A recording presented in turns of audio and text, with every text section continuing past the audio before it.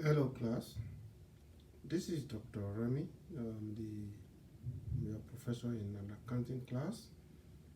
Um, I welcome you to the class. I decided to put this video together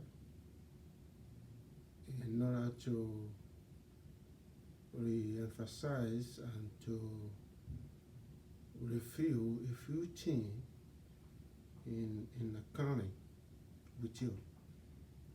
And I hope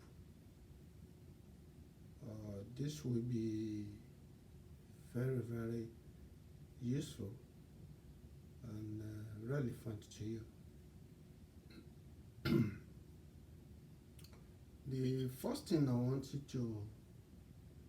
to bear in mind in accounting, never think of accounting as a basic principle of addition and subtraction.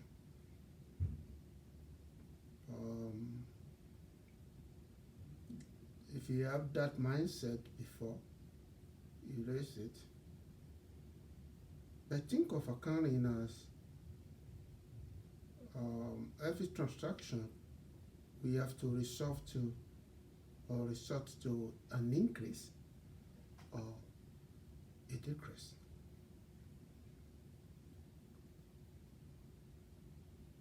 So never think of any accounting transaction as addition and subtraction. That's very important. The second thing I want you to do,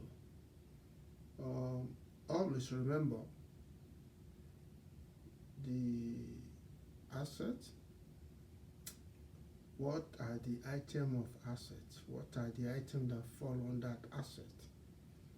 What are the different type of assets? Your current asset, your fixed asset. Current assets are the assets that you use within 1 year. Fixed assets are the also known as long-term assets, the asset that you use more than 12 months or 1 year. When you understand that, now you have to understand the basic principle that guide the issue of asset. That to increase an asset, whether it's current or fixed or long term, you have to debit it. And to decrease an asset, you have to credit it. Also, same scenario apply to account receivables and expense. But before we move to account receivable and expense,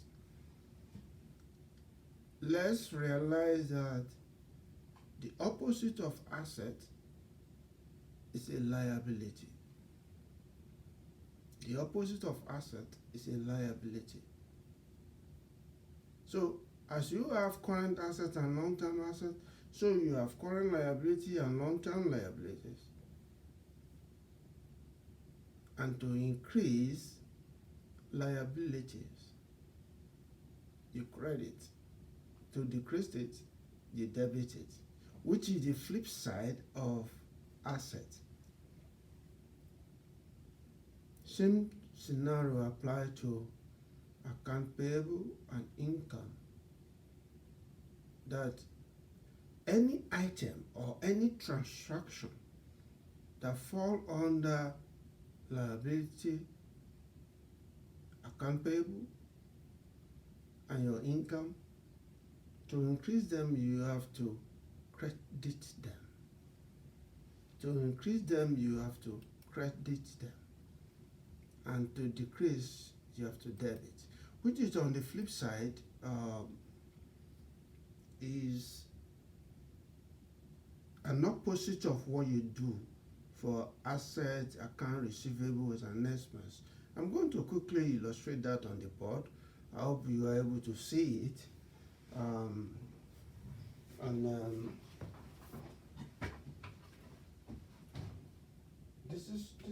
I'm saying that asset,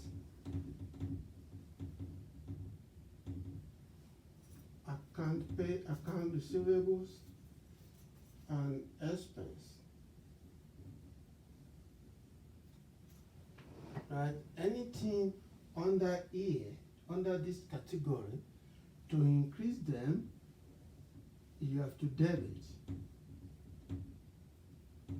And to decrease them, you have to credit.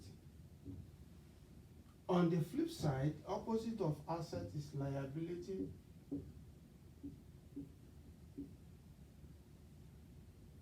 Let's use plural. Liabilities, account payable, and income. And to increase anything that fall under liabilities, account payable, income, you have to credit it, and to decrease them, you have to debit. Now, over the cost of transaction, any of these items or any line item that fall under these 6 items can either increase or decrease or remain the same. Be mindful of this. And once you know how to treat each item under these 6 categories, you are good with accounting. And that's why, as stated, don't think of accounting as a principle of addition and subtraction. When you get to complex transactions, you'll be making mistake. You'll be making error. But think of accounting as transaction that can cause an increase or decrease in any of these items. Be mindful of this. I'm going to repeat that. Be mindful of this. And if you have any other question, you can come to me. I'm in room 230, building 3. Or you can email me, or you can call me, 928-717-7235. I think I gave you the wrong number. 928-717-7325. That's my number. So be mindful of this. And be mindful of what fall under assets, account receivables, expense, liability, account payable, and income. Once you know those, you are pretty much getting accounting, the principles that guide accounting transactions. You have it under your belt. Once again, I welcome you to the class, and